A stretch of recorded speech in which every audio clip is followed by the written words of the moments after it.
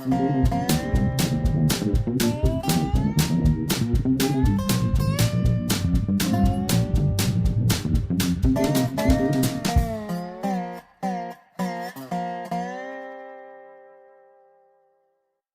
Monk, your Prairie Monk, WEFT Champaign, 90.1 on your FM dial. Dave on the board. And very good. I brought in a couple of exhibits here you can get an idea of the sound. These are pieces of steel off a microwave. Microwaves usually aren't recycled by typical recycling groups because they have a little bit of mercury in a thermostat. We're going to almost make a waffle board out of this, but there's a lot of steel there. So as a result, people throw microwaves that are pooped out into the garbage can, and they go to Clinton, and there needs to be something to do with that. So this week I did go to the city meeting on Tuesday night. My purpose was to remind the city council that this week was going to be a heavy week for recycling because the students are coming back and students are leaving, and that usually results in a mountain of recyclable material. So, but I was lucky that I was at that meeting. Let me put my steel down. The meeting was rather wonderful because Vic McIntosh was discussing a area in West Champaign that is where music events have been allowed.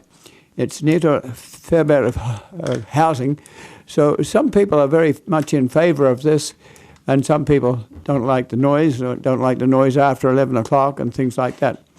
So there was a really nice discussion, I thought. Vic lives near there, and he's the member for that, the council member for that area, and he wanted to know a lot of things. He asked questions of the police department to see who could get held over for noise or frequency or parking. There's a whole bunch of regulations. So he slowly worked his way through retinue of those circumstances. And then he wanted to know about planning. Planning was involved.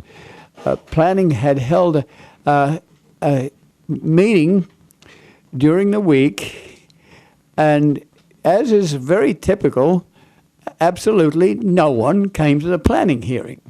So what do? Do you suggest another planning meeting? Well, this can go on forever. So there was a debate about whether that was also legal, if the agency that was involved with the music was to receive its rights. How can you automatically extend the planning hearing when the hearing has been held legitimately? So Joe, the attorney that was involved, was very lucid in describing how it was not exactly a good idea to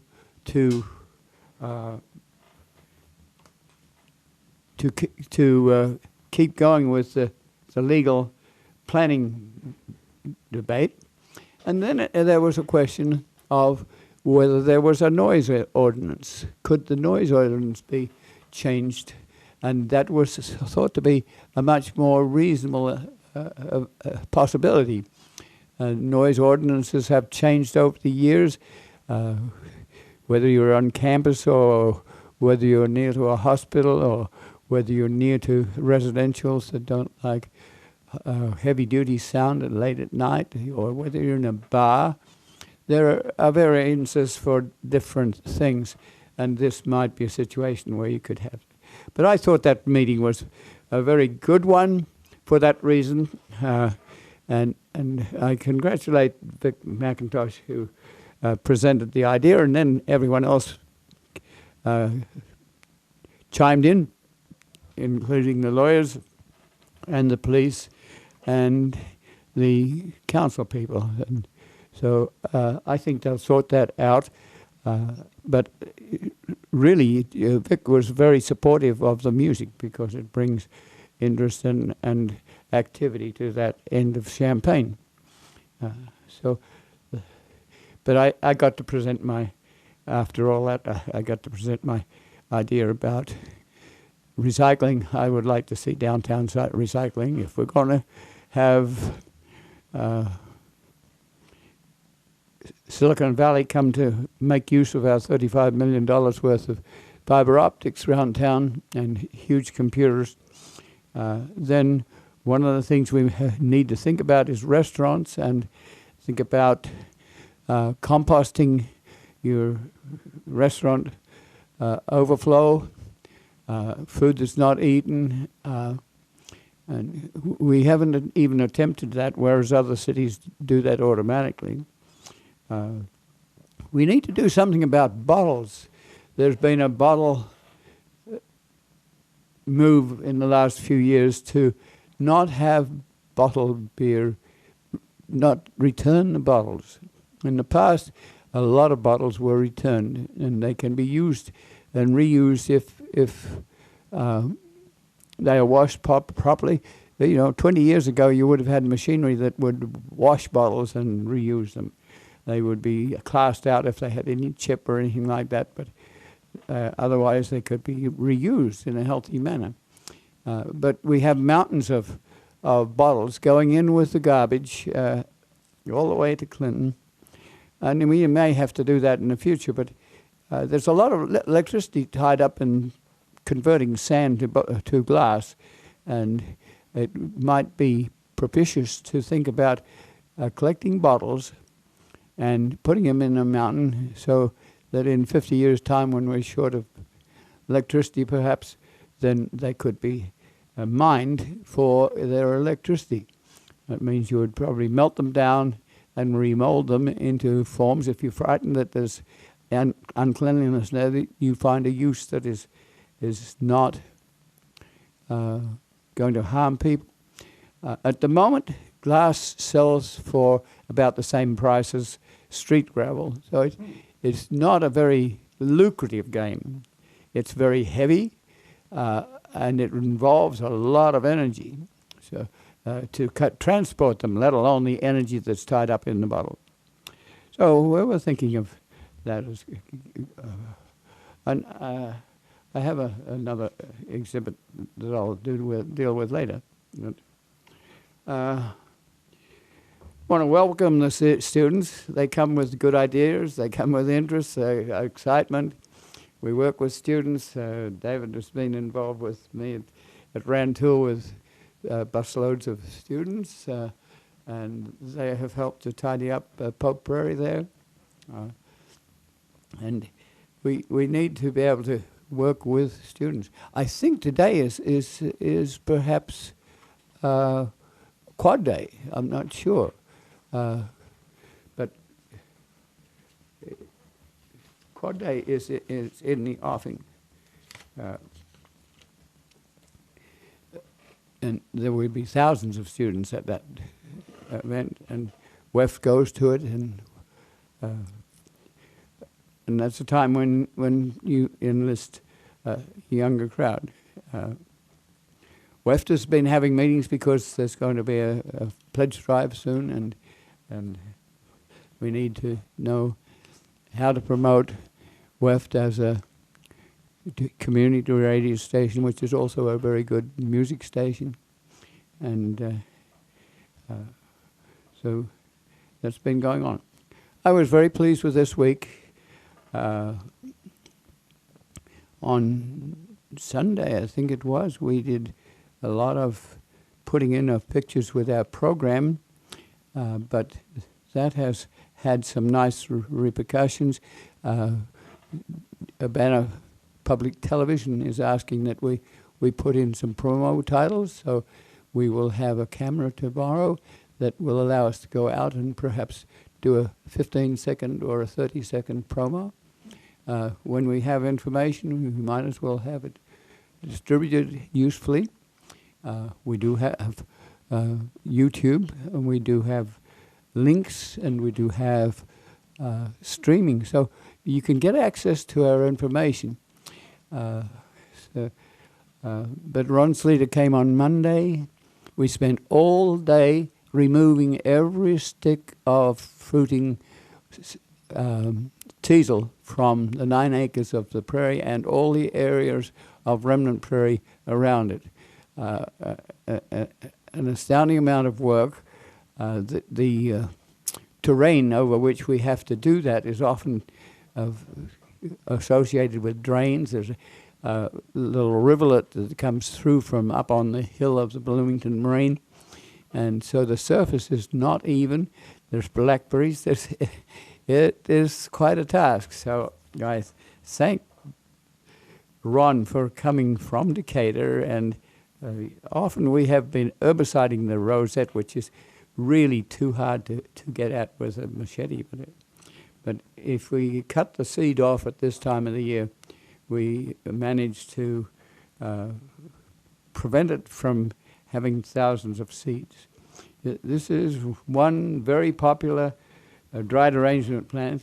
I have a bag of seed here, and for the camera, this is teasel seed, and it is just very prickly. I have been removing it from South 45 as well as from Rantoul. We just don't want this plant around. So we're hoping that most of the seed pods that I have not already shattered. I see a few seeds have just shattered. So here is a bag of seed heads, mainly from 45. I took a little trip to the physical plant because I'm looking for people who have an incinerator.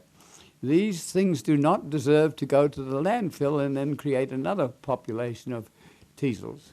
So a bag of probably 100 seed heads. And I need a burn pile where we're not taking a burn pile to people who might suffer from having the seed, even one seed grow. We collected seed. Golden Alexander is ripe. Collected that sort of seed. I collected seed from Lake Park that is a wing stem, and it tends to be a little on the aggressive side, so harvesting seed of even our prairie plants sometimes helps. We have some seeds that we could add to places like Rantoul. We don't have a lot of monarda, but it does attract bumblebees. I did talk to the farmer that's on North Lincoln Avenue where Olympian Drive is being remodeled, and the bee people have been in touch with him because he has discovered bumblebees that are nesting, and the male bumblebee is fairly mild-mannered, but the female bumblebee can still sting you. And he has goats, and the goats discovered that they were getting stung, and so he watched out, and there's this little nest of grass, and in that nest there's a bunch of bumblebees. They're community-oriented, but they're also a little bit on the private side. They don't have big colonies like the honeybee that you collect honey from. It's not easy to harvest from this group, but they do take on board lots of pollen. You can see it on their legs. It's like they had chaps on their legs which were also bags of pollen. They get nectar. They're intent on what they do, and they're very, very helpful for our vegetable population. So, but it's kind of nice to find a nest, and the bee people have been there to check out on this. The bumblebees are often further south to Mexico and Latin America, but they are also essential for pollination of our vegetables. I noticed with great joy that 45, the button liatris is blooming wonderfully. You can't see it from a car at 35 miles an hour. But if you come from Curtis Road and put your flashers on and move onto the side of the road so that traffic goes past you, you can cruise past some of the towers that have recently been put there and see that even though we cut the tops off with a mower, the bases were still there and they've come through, and that's rather wonderful. There is also a plant that I hadn't seen before there, and it's called a Boer marigold. It has a sunflower type head, only very small, about an inch across, and then a bunch of wimpy little ray florets. Each capitulum or head of a sunflower has two types of florets. Ones are tube florets that make the head, and others are ray florets, which invite the pollinators. Well, this one is there amongst other things, and it just goes to show that you need to go to these places hundreds of times to find out what the native prairie was doing in the past. So, let me look here. Oh, and Lake Park, the tall coreopsis is really in bloom, and it's like you see it yellow because there's so many flowers that when you get them by the thousand, they do very well. Now, I did go to Agronomy Day. Part of what we do here is to try and tell you what we do so that you have some idea of what you can do and how you can help. Agronomy Day has been around for a long, long time. It has a big, big tent with exhibitors, and it has trolleys that are pulled by a tractor, and they take you to various sites on the agronomy farm so that you can speak to a specialist. And they're kind of fun to be on. I happen to spend most of my time with the tent because there you find experts that will talk to you and understand what you're doing. The first tent that I came to was John Deere. John Deere, you have to know, was the first family organization that built a plow, a moldboard plow, which would cut the tough roots of prairie plants. And so they have led to the extermination of prairie in Illinois and other states. They have very strong equipment. They can plow now into corners that used to be preserved. So I talked to these people because they have an outlet, a farm situation just east of Urbana. It's north of Route 150, and I had in my evil mind that John Deere locally might like to help this rail trail, which is just to the south. The road has been lifted up by 2 feet or 2 feet 6 to avoid an accumulation of moisture coming from Walmart and Beringer Commons and sort of the part of the Yankee Ridge Moraine. And that water has to find its way to the Salt Fork Creek. And So the person I was talking to was very much aware of that. Just a few weeks ago when it was raining, there were acres and acres of water there. And we even still are wondering how some of it's going to get to the Salt Fork. So it goes through a farmland, usually on a grass waterway, but there's no grass waterways anymore. And that's partially because grass waterways take up a certain amount of prairie soil that could be productive for agriculture. Maybe it didn't have those grass waterways, but I think if you go back to the aerial photographs early on, you would have had some sort of drainage way for that water to come off of the road and go across. So we're talking to John Deere about their possible involvement with the corridor that is now known as the Kickapoo Trail, 25 miles from Danville to from Urbana to Danville, and or the vice versa, Danville to Urbana, and it ends up at Kickapoo State Park. That's the name. So the second booth that I encountered was irrigators, and irrigators are worried that a lot of the rather wonderful and unique aquifer water that's being pulled up by pumps to irrigate corn so that you get 200 and more bushels to the acre, then a lot of that sprayed water evaporates. And the person I was talking to was demonstrating putting permanent underground lines in so that there was the water would be infused into the crop from underground without that evaporation.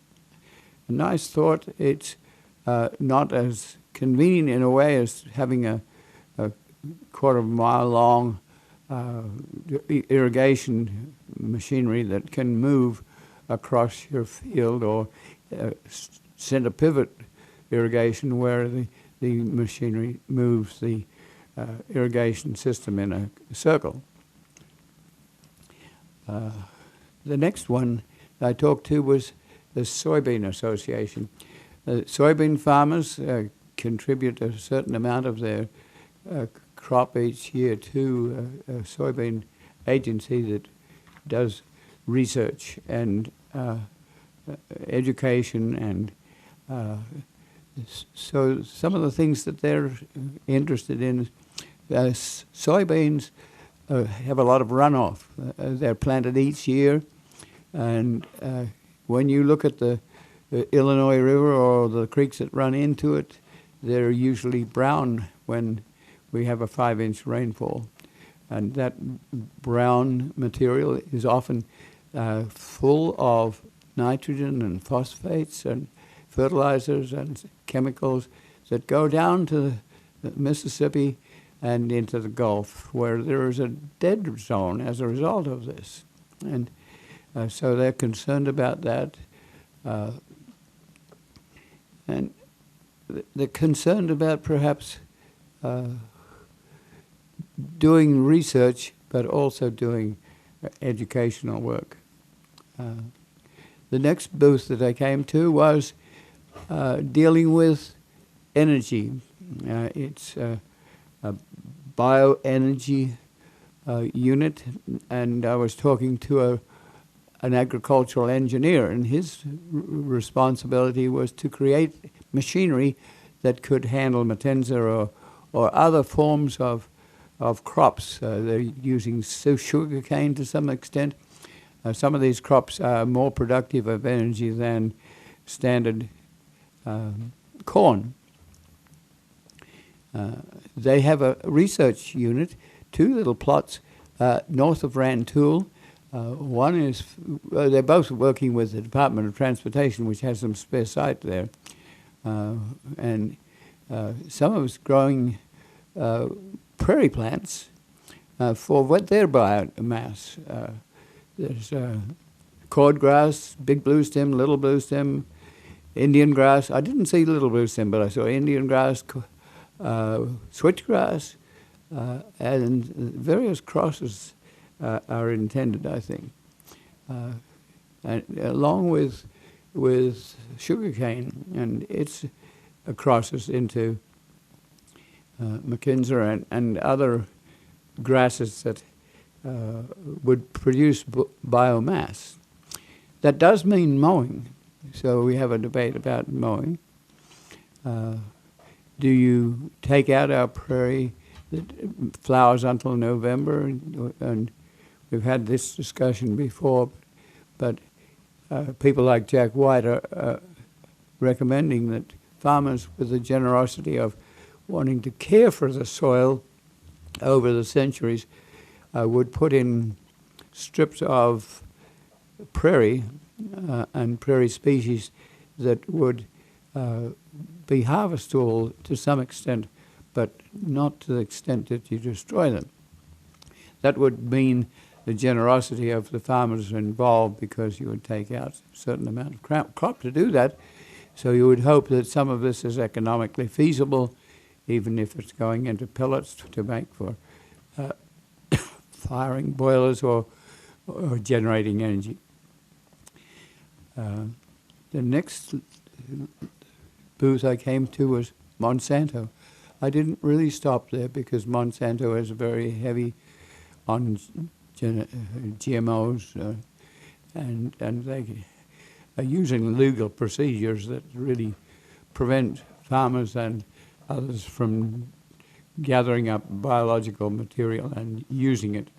If Monsanto thinks you have one plant of Monsanto GMO on your territory, then you're likely to be taken to court. And so some of these procedures are pretty mean. And it's also a huge monopoly and can control agriculture, whether it be fertilizer or herbicides or chemicalization of the land. There are good reasons for Monsanto being very popular. The GMOs are yielding higher, more elevators are being put in, but you have to think twice about this. Procedures used.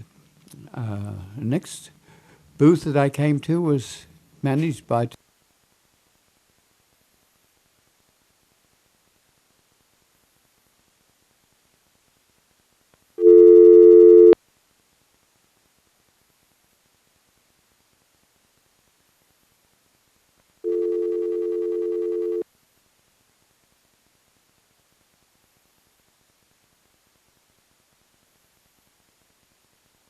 away and learned quite a bit about what they were doing and why. It is interesting to me that in several cases, women were the managers of these plots, and I don't know the sociology of that, but it's interesting that women may have that sort of ability to bring people together, to do things. They have grown up with home and children, and perhaps some of the skills that they have learned or have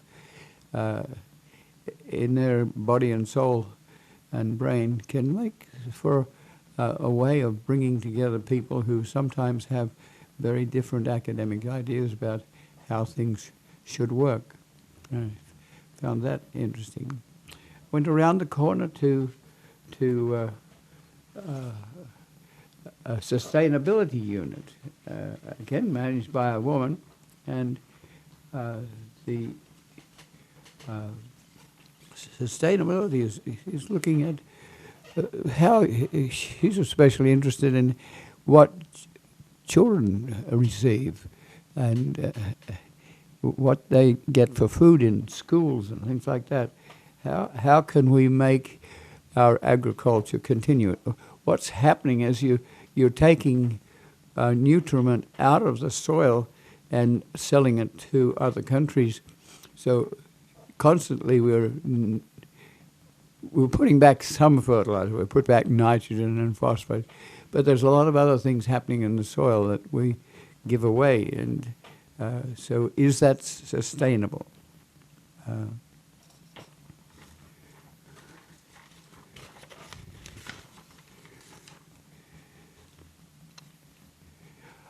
I talked to someone who is doing intercropping.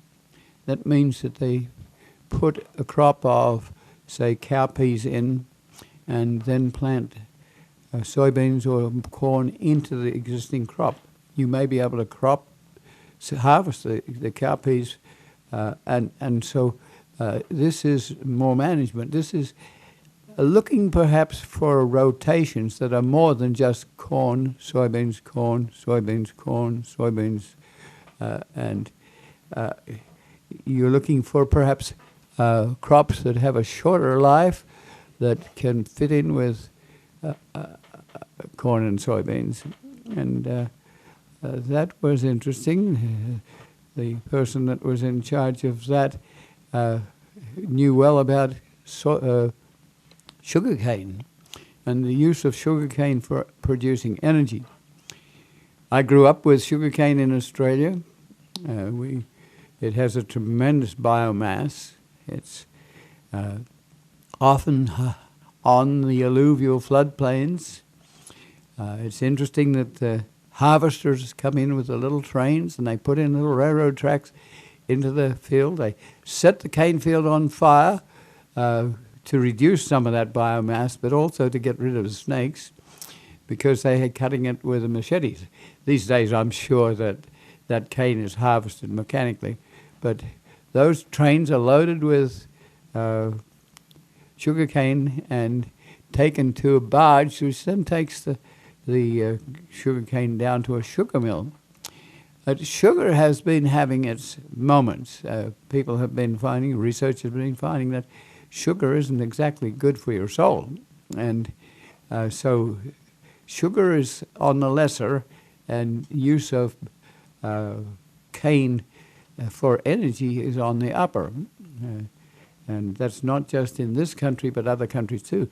A lot of this research involves people who are from other countries, from Netherlands or Latin America or China. Or it's just very interesting interdisciplinary group.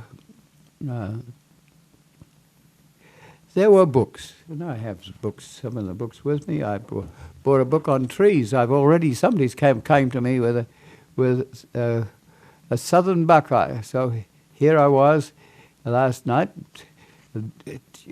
going through the book I bought, and it's got all the diagrams of leaves and shapes of leaves and opposite or alternate leaves, all sorts of bulges, different flowers, and it has a key. So the first group is leaves, needle-like or scale-like, often evergreen. This would be the pine tree sort of family. And the second one is compound leaves, broad and flat, never needle-like. And so it's on-off data. It's got a name in statistics and mathematics. I'm forgetting it at the moment, but it is on-off data. So you have it or you don't have it. We would go call on that, to the next. We would call that binary. It's Yes. like a light switch. Yes, and it's often used in computer languages. So keys have been very helpful. This ended up to be a carex, which is a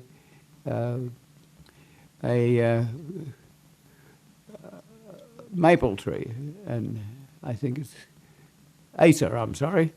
It's a maple tree, and it came to me with flowers. That's very helpful that somebody brings flowers and leaves, and you can sort on it. Sometimes the bark will help you, and there's a map of distribution. So that's a book that can stay around for a long time. We have weeds of north central states, and if you look for the teasels, sure enough it's there. And this is again a book that can allow you to sort out what the weed is that you have. And some of this, I think, was put together by Molenbeek. Molenbeek was a kind of interesting fellow. and I think it's the tree one that he put together. But he's done a lot of guides. A professor out of Southern Illinois, but he was in the Illinois Nature Preserves Commission and often worked with the Department of Natural Resources. There were speeches. Bob Easter, previous president of the University of Illinois, is also an agriculturalist, has been dean and just a leader in the push. One of the things that they're working with is Farm Illinois. It's called Food and Agricultural Roadmap. And there's a person with financial interests, economic interests, I would think. And they have been working with a lot of farmers to promote Illinois agriculture and to figure out things like climate and sustainability. And so Bob Easter gave quite a nice and friendly speech, and it didn't look like he was previous president at all, but he was part of the act. Then the economist, Lee, and I can't remember his second name, gave us a speech on what they were doing, and then followed by a person that was the coach for the baseball team, which has been rather successful. And he was pointing out that although they have sportsmen, the key to the students that are here as sportsmen is to get a degree. Very few of these are going to get to be a professional sports people, so they're very dependent on their degree. And so part of sports is developing manhood and womanhood and getting to have a degree. So that was kind of nice. At this point, we might stop because people wonder who we are. So Dave might say something about that. We just need to make a break once every while and announce that this is Dave Monk, your Prairie Monk, WEFT Champaign, 90.1 on your FM dial. And Dave on the board. And we were just trying to introduce you to local scenery. We should tell them the date. And as always, I don't remember. Is it 22nd today? Yes. Okay, I actually do remember that. And we're on at 11 on Sunday, but you can get us on YouTube. But we do need to announce who we are. The National Public Radio does that pretty well. They always stop a speech and tell you who it is. And so I have an agriculture background, but I'm interested in the combination of art and education and agriculture. And we do a lot of dreaming about what could happen around about.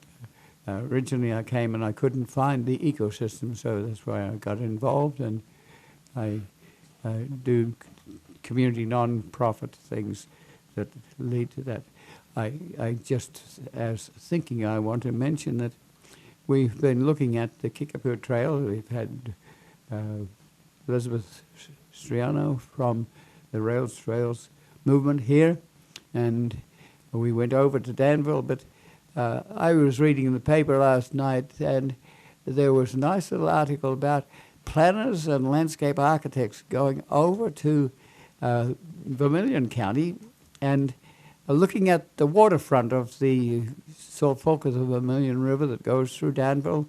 And Mayor Eisenhower has been trying to encourage that, and so there looks like there'll be a team of people over there working on that waterfront.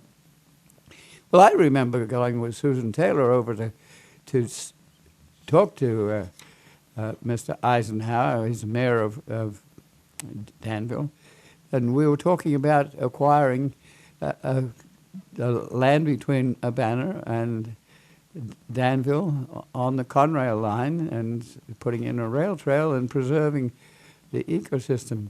Well, guess what? It's happened, and so the rail trail at the moment goes as far as Hillary and then doesn't go into Danville, and I would like to hear that does go into an extra 6 miles into Danville, and could that be part of this project? So that's sort of the thinking that we get involved in. So last week also we had in-house help from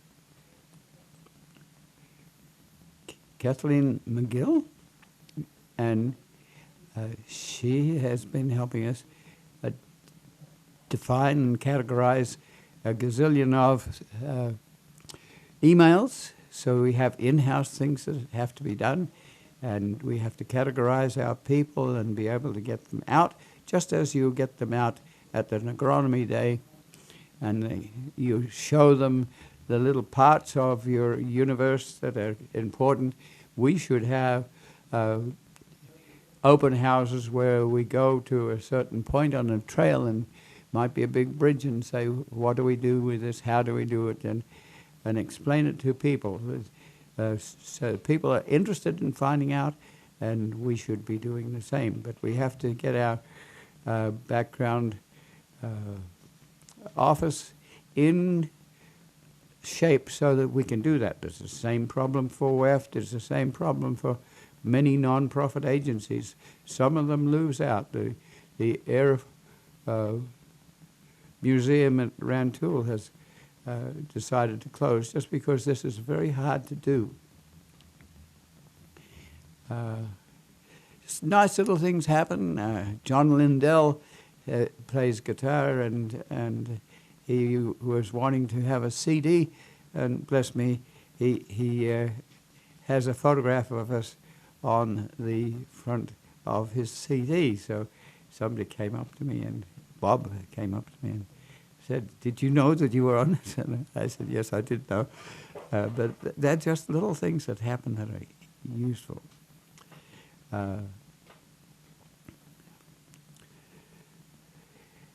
We still have crop invasion. That means we should be out there noticing where is the invasion and who knows about it. And so sometimes I think we even have to name names, because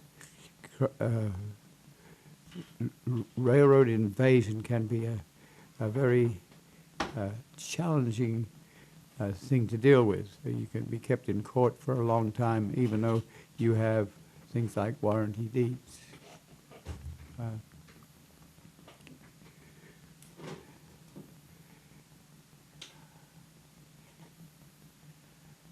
Oh, I know what I was wanting to talk about next, is when we went to take the Rails to Trails person, Elizabeth Triano, to the Kickapoo Trail, we noticed that there was a tractor there, and sure enough, there has been seeding. I am not sure what has been seeded, but there's been prairie soil banked up against the roadside, which has been heightened and widened, and took out some of our very best prairie. The soil is there, but it will never be used for prairie again. It will be used for roadside seed. I'm not sure what has been sown.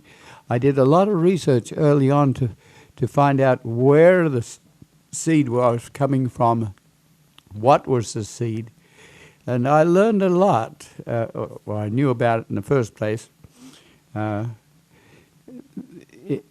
It may be that some of the seed will come from other states. Sometimes it's easier to harvest seed in other states. It means that you have a low bid seed.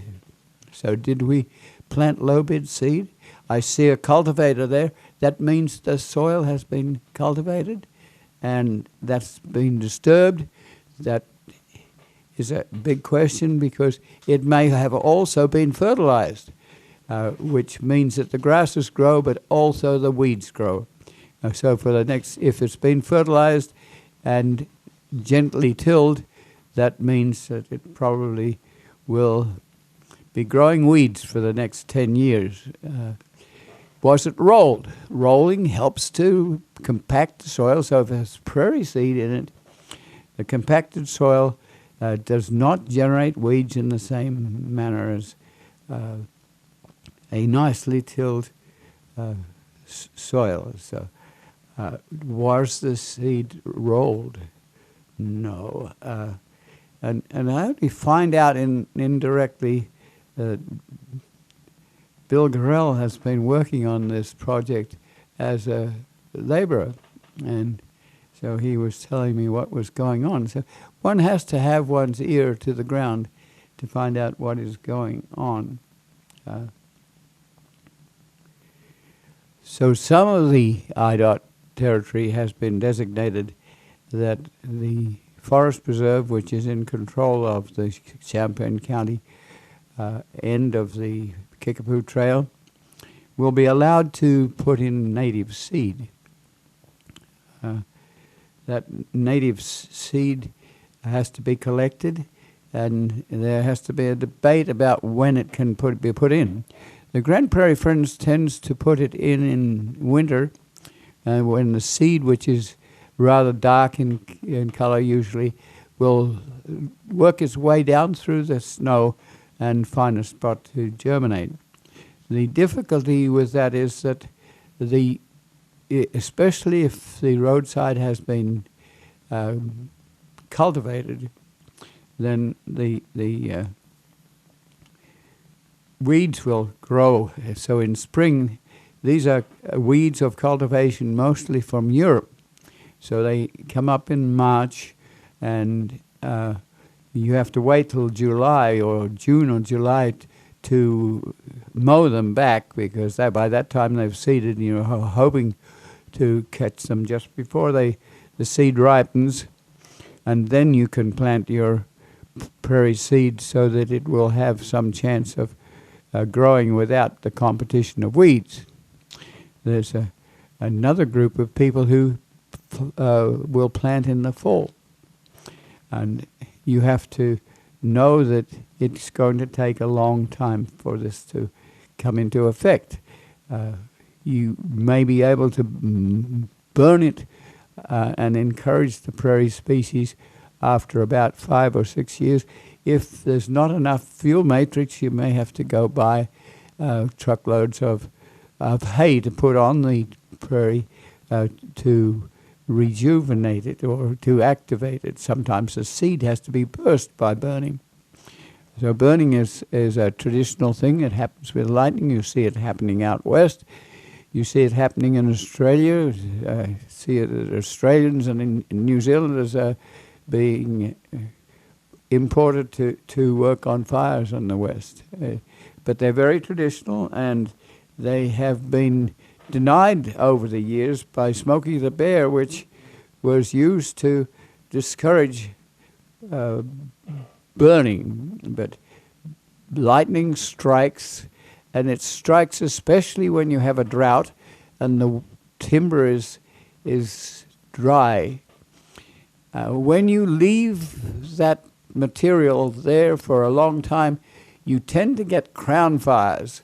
That means that the fire will scud across the trees and vegetation, and with very great heat, and that can really destroy your vegetation. So it behooves you to burn sensibly from time to time, and all those people are in nice canyons where the wind can blow up the canyon. That's a nice, exciting place to be in, but you have to know that that's also a prime candidate for burning.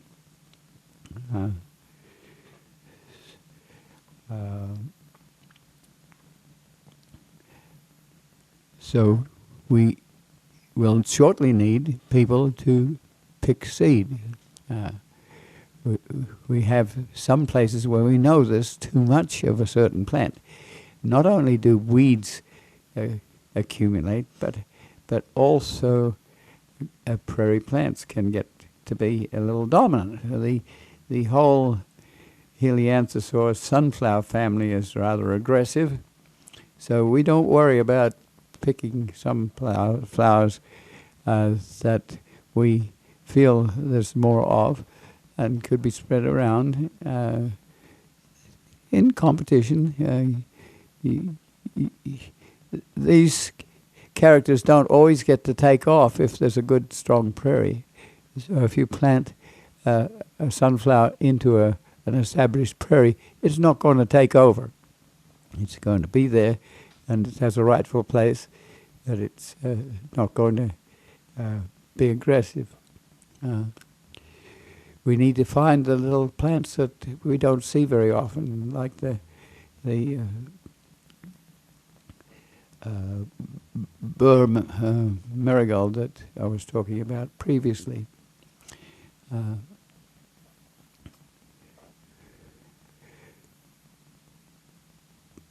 At this time of the year, ragweed is coming to a head. Ragweed is also known as horsetail, and on our little prairie at Lake Park, which is about 2.5 acres, it's owned by Lake Park homeowners, but it needs to be watched for development. Prairies don't just exist. They need some management. And when you buy a wider mower, which the mower went from 4 feet to 5 feet, you take out a bunch of prairie and you sort of make it possible for ragweed to grow on the edges. So on the edges of some of this prairie, at both ends, at the Winfield Village end and the First Street end, there's some huge ragweed. So, and if you're a diplomat, you will want to make sure that people don't get allergies from ragweed. So I went along both ends some and removed some of the fruiting bodies, and that has been helpful, and I think I'll continue to do that. We need volunteers to do this sort of work. So, Liz,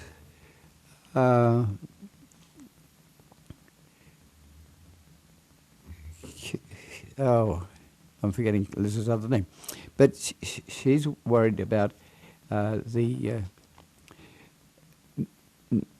naturalist people who have to do volunteer work. So she's thinking that we could assign a certain portion of the day to volunteers from the Master Naturalist program that could work on places like the Pope Prairie. But one of my questions of Liz is that we need leaders to go out and do that, because we can't always afford the time to take off a whole day or a part of a day to supervise activities. And so when the participants in the nature programs get to the point of leading, that is very helpful. We need people sometimes who have pickup trucks or facilities like good machetes, nice sharp machetes, or clippers. If you have to get rid of honeysuckle, you need a clipper that's probably worth about $45, and it gives you leverage and you can use it. It's better than the $10 brand that you often can get in the store. So we need people to point out what to remove, when to remove it, and where to get rid of it in a burn pile, like we're dealing with teasel. Can we establish a burn pile? And in the case with Pope Prairie, the cemetery actually has a burn pile, and we take our teasel to that location, especially if it has seed heads on it. The cemetery has been very cooperative. They've bought 6 acres of ground just north of the cemetery, and they've planted it to a prairie. And they are also helping us to pick up trash which gets dumped on a road there. So volunteers would be helpful, but you just need enough leadership to say, can you go out? It's 20 miles to the Pope Prairie. It's going to take you half an hour to get there. And if you only have 2 hours to work, there's 1 hour, but 1 hour you can do a lot of things. Can you pick seed that we need that's in keeping with the remnant prairies that are surrounding it? And there are 9 acres that have been seeded this year to agriculture, and I would just love to buy that 9 acres to join between the cemetery and Pope Prairie. It would cost probably at least $6,000 an acre, but that we would like to buy. And then on the south side of the cemetery is an outwash plain, which is a typical outwash plain, and it's very wet, and just what would demonstrate the moisture gradient on a Bloomington moraine. So I would like to buy that one too, but that's more like 50 acres. And it's the sort of place that's north of Rantoul and could be put into being filled in and put businesses on. So we have a challenge there. David's given me signals. We're near the end of our program. This has been Dave Monk, your Prairie Monk, WEFT Champaign 90.1 on your FM dial.